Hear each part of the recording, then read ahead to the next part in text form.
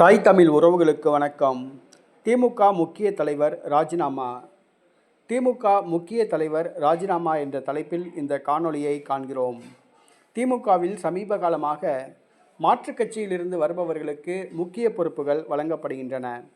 அதிமுக, தேமுதிக, பாஜக ஆகிய கட்சிகளிலிருந்து திமுகவிற்கு வந்தவர்களுக்கு மாவட்ட செயலாளர் உள்ளிட்ட பல முக்கியமான பொறுப்புகள் வழங்கப்படுகின்றன.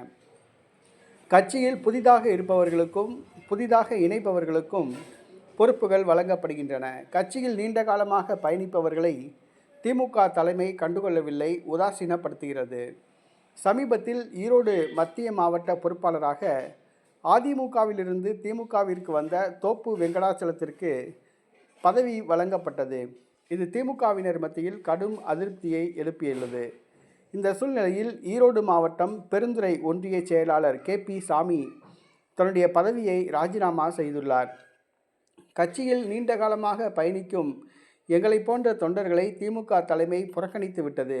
அதிமுகவிலிருந்து வந்தவர்களுக்கு மாவட்ட செயலாளர் பதவி வழங்கப்பட்டுள்ளது என்று கூறி தன்னுடைய ஒன்றிய செயலாளர் பதவியை ராஜினாமா செய்துள்ளார்.